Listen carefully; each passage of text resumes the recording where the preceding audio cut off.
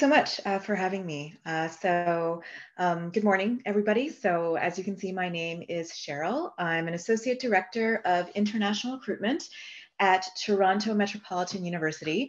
You might know us formally as Ryerson University. A lot of my role, what I do is I connect with international students across Canada, providing as much information as I can about our institution, programs, admission requirements, student life, that can help you decide if maybe this could be the best fit institution for you. So I'm just going to share my screens. I do have a presentation to prepare that I will be going through, and I will be sharing the presentation later today with your guidance counselor. You'll have my contact information. So if you'd like to follow up directly with me, if you have any questions at all, I'd be very happy to answer those. So I will just share my screen.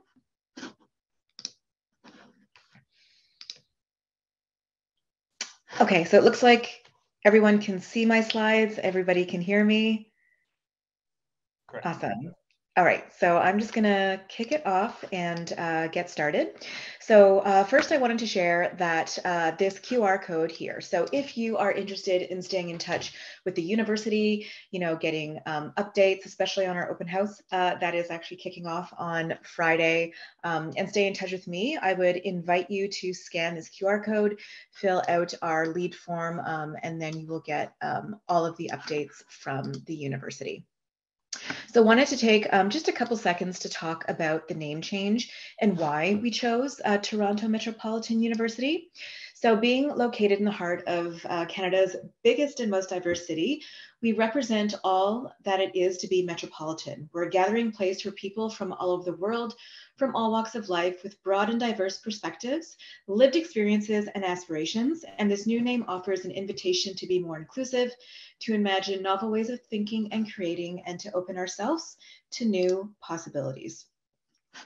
So the image that you're seeing here in this slide, so this building, this is our Student Learning Center. It really has become a landmark in the heart of downtown Toronto, right on campus.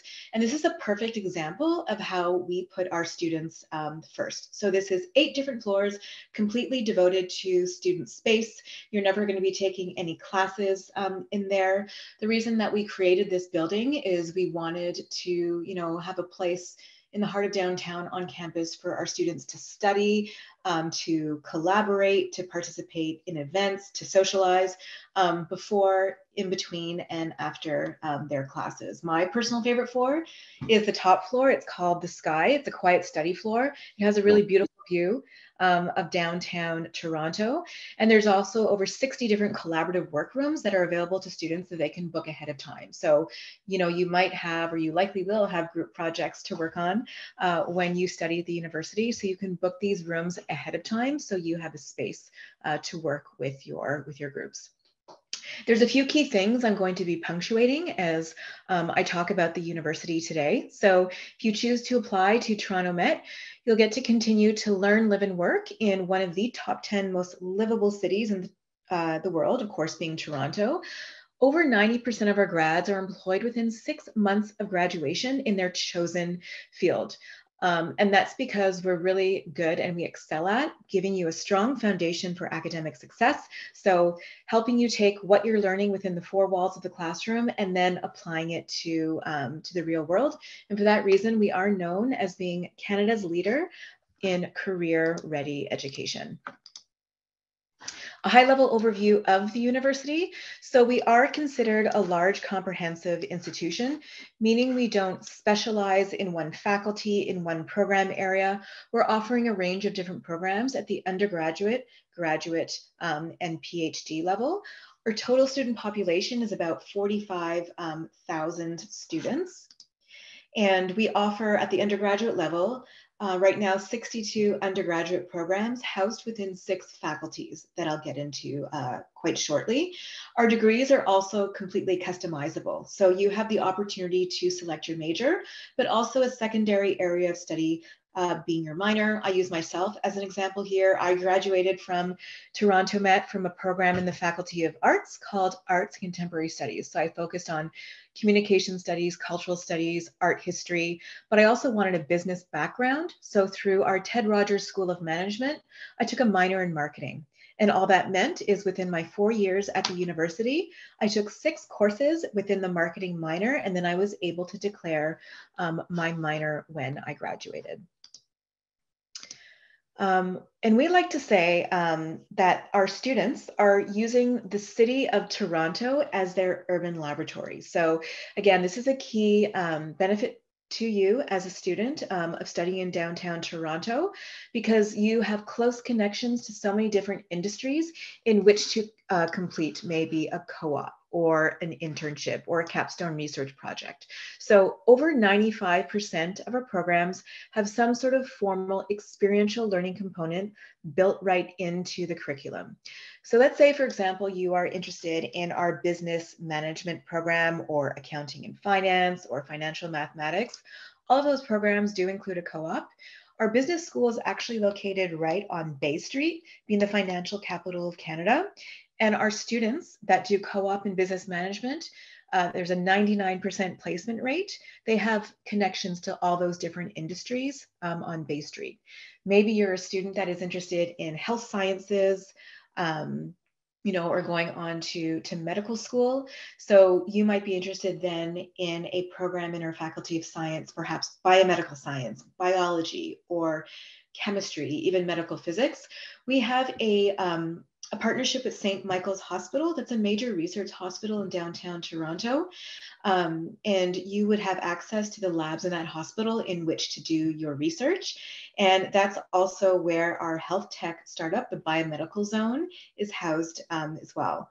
Perhaps you're a student attending a program in our creative school faculty. So maybe you're doing journalism. We have students in our journalism program that are working with the CBC. Maybe you are studying image arts film studies. For anyone that is familiar with the Toronto International Film Festival that takes once a year in September, we have students that have worked with that film festival as well. So that's just some examples of our students using the City of Toronto itself as their urban laboratory. So this slide is showing you just some examples of the employers that our students work with in which they've done their co-op.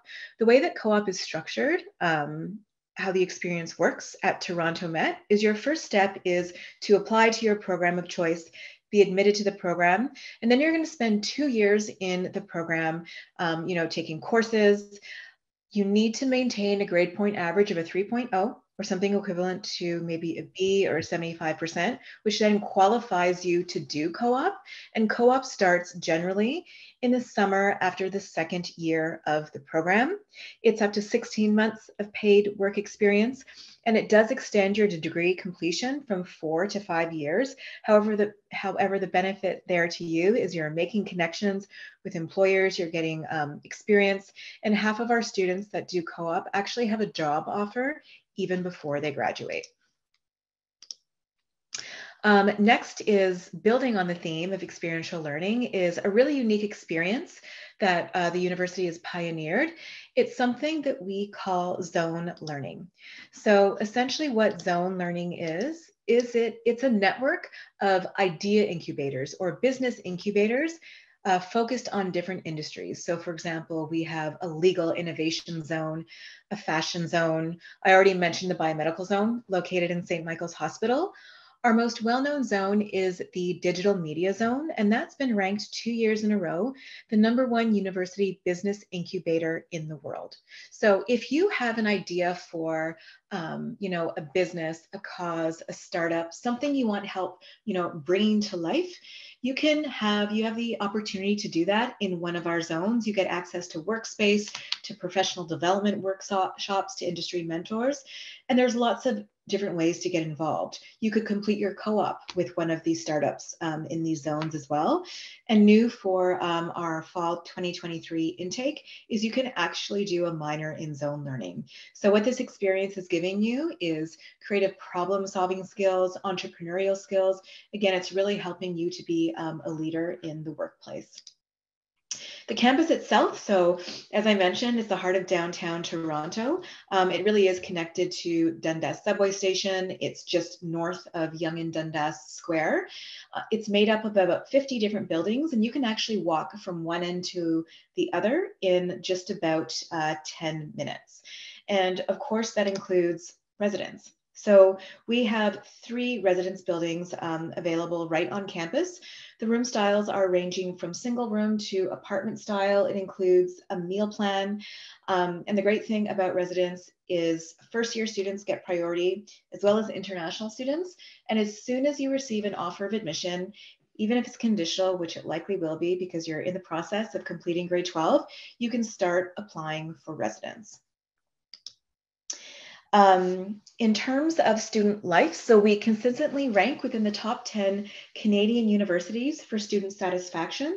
And that's because we really believe that your development in your post-secondary career, it's just not all about your studies, being in the classroom. We want you to have a well-rounded and balanced life. We want you to feel part of the community. We want you to make, long-lasting friendships and connections, and explore your interests. So we have over 200 different student clubs and organizations that we encourage you to join. The clubs are based off of many things. So it could be based on community, interest, faith. You also have the opportunity to start your own student club. We also have 2 athletic facilities on campus. So the first is our Mattamy Athletic Center. This building has a lot of history in the city of Toronto. It used to be home to our NHL hockey team, so the Toronto Maple Leafs. The university repurposed this building about 10 years ago, and now it's a modern sports facility. So it includes indoor basketball courts, volleyball courts. There's a full gym, as well as the same rink, the same ice that the Toronto Maple Leafs used to skate on. And then we have a gym underground I wanted to say Ryerson, but the Toronto Met Athletic Center. That includes, again, a fitness center offering over 45 different fitness classes per week. There's an indoor swimming pool and a track ring as well. We also have competitive varsity sports teams with many different sports that compete with different universities across the country. And you are welcome to try out for those teams as well. In terms of support for students, so specifically for international students, so we have an international student support office that includes immigration advising, any questions you have about extending your study permit, applying for it, any questions you have about health insurance or work permit, you can be connected to this office. And there's also a really excellent mentorship program for all students at the university. It's called Try Mentoring, and this is where you would be matched or paired with a student either in the same program as you, so in the senior years of their undergraduate program, they're either in the same faculty or the same program, and it's up to that student, your mentor, to help you with the transition from high school to university, give you some strategies for success, how to be successful in your program, teach, maybe use some time management skills, maybe connect you with some clubs on campus. They might bring you to some fun meetings, really just to help you get the most out of your post-secondary career and make you feel connected to the community. What's new at the university is we have 2 intakes. So all of our programs are available for students to apply to in September. However, specifically for our international student population, we have programs available in January as well.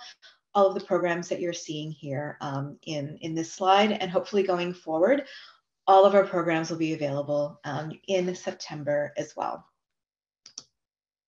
Just to touch on the different faculties and programs that we're offering. So again, 6 different undergraduate faculties, the first being the Faculty of Arts. These are the humanity and social science-based programs. What's new in this faculty is all of the programs you see that have a little asterisk or a star. For the first time last year, we started to offer co-op in those programs. I would say the most applied to programs and competitive in this faculty would be psychology and criminology. The way that you will know how competitive a program is, on every single undergraduate program page, we do post the grade range that was needed for admission in the previous year, and that will give you an idea of the level of competition for that program.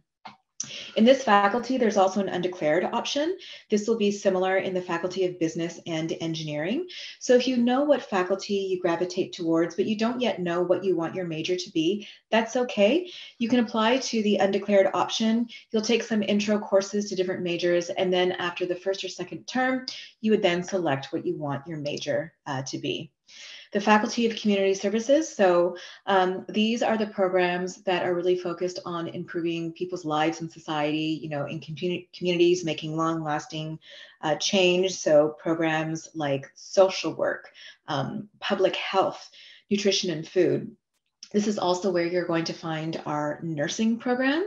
And what's important to note is international students can apply to our nursing program. So that's really important for you to note. The next is our Faculty of Engineering and Architectural Science. This ranks within the top 10 engineering faculties across Canada, offering some really unique majors. So we offer aerospace engineering. Some examples of the companies where students have completed their co-op for aerospace engineering would be Bombardier or perhaps Pratt & Whitney. And new for September, so new, it's not even on this slide yet, is our mechatronics engineering program. So that's maybe you're interested in robotics, artificial intelligence, anything that, you know, has to do with electrical circuits. And there is also an undeclared option. This is also where you're going to find our Bachelor of Architectural Science.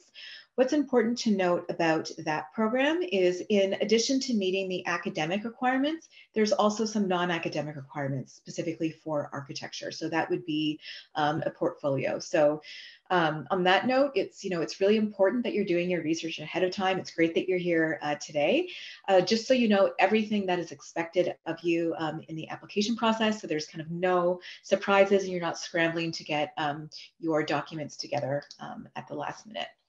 So the Faculty of Science, so this would be if you're interested maybe in a career in STEM or you're interested in health sciences. I wanted to share that Toronto Metropolitan University will soon have our own medical school, which is really exciting. That school is going to be in Brampton, and we're aiming to have the first class, the first intake in September of 2025. So if you're interested in health sciences, you might be looking at biology, biomedical science, maybe medical physics. If you're interested in stock markets, economics, you might be looking at financial mathematics. And this is also where you're going to find our computer science program, one of our most competitive programs at the university right now. And I think that's quite common. It's a very popular topic with all schools across Canada. Our business school, so this is the largest English language speaking business school in Canada, which everyone might not know. The largest program being business management with the 8 different majors that you can see there. We also have a really well-renowned program in hospitality and tourism management. We're the only university in Canada that is offering this program as a degree, and it's preparing you to be a leader or an entrepreneur or a manager within the hospitality and tourism management industry. And what better place to do that but downtown Toronto. And then last but not least is our creative school faculty. This was previously known as the Faculty of Communication and Design. And this is where you're going to find some really unique programs that may not be available anywhere else in Canada. So for example, we offer fashion, and there's no other school in Canada that offers fashion as a Bachelor of Design. You can choose to focus on fashion design or fashion communication, which is essentially everything in the fashion industry outside of designing a collection.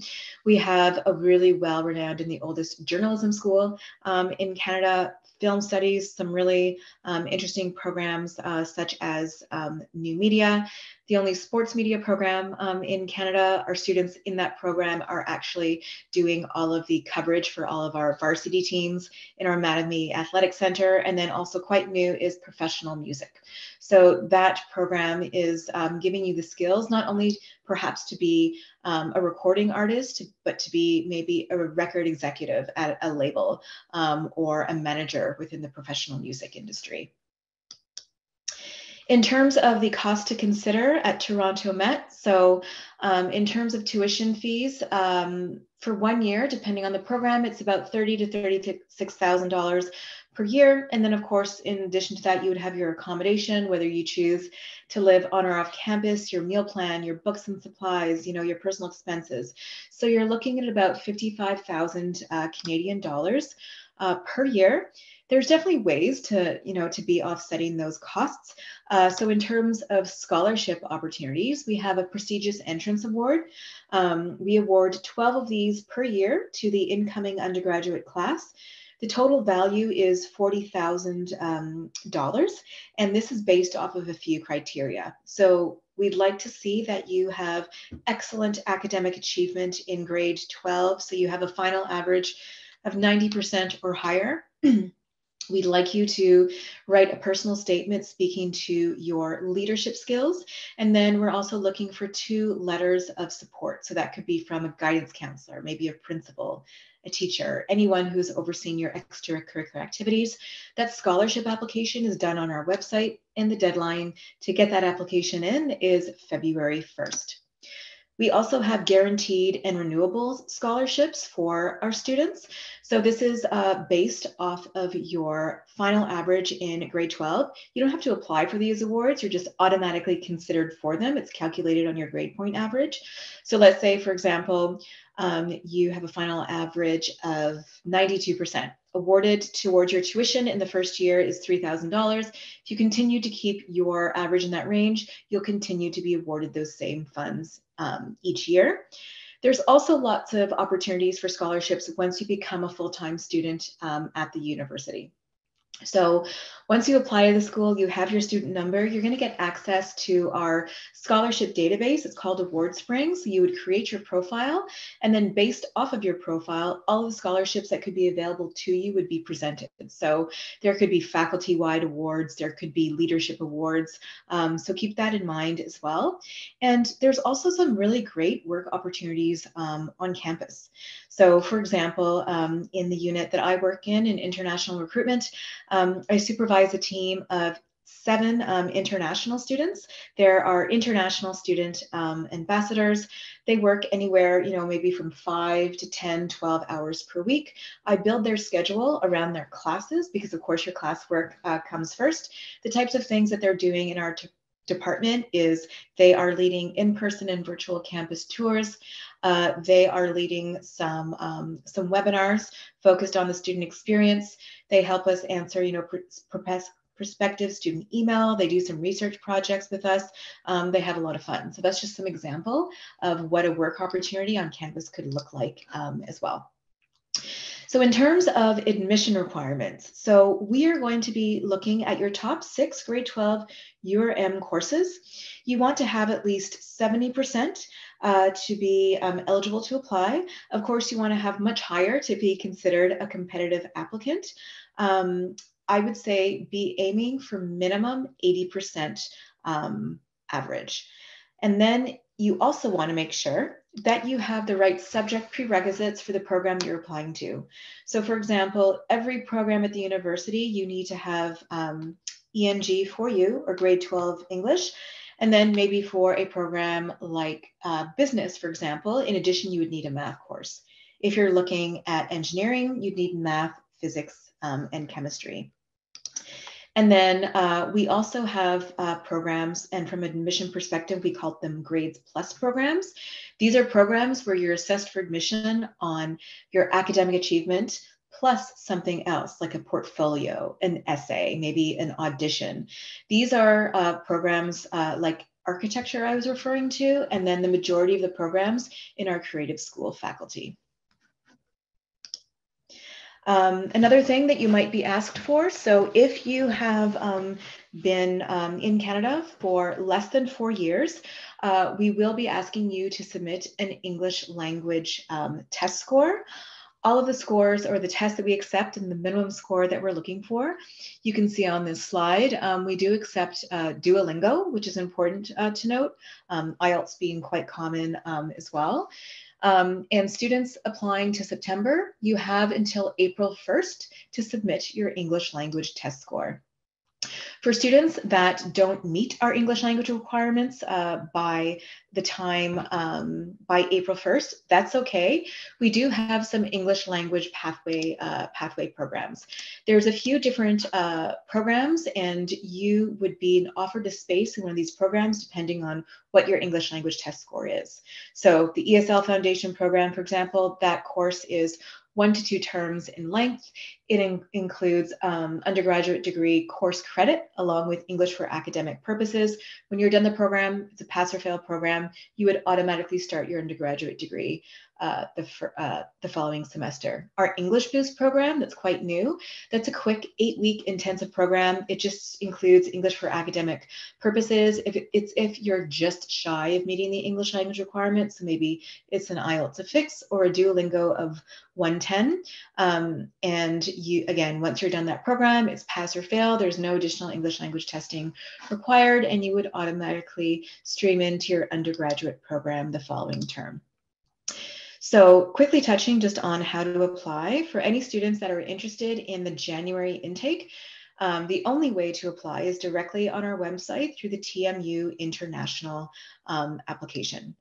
For Ontario high school students, if you're interested in September, you should be applying, of course, through the Ontario University Application Center. It's the 101 application form.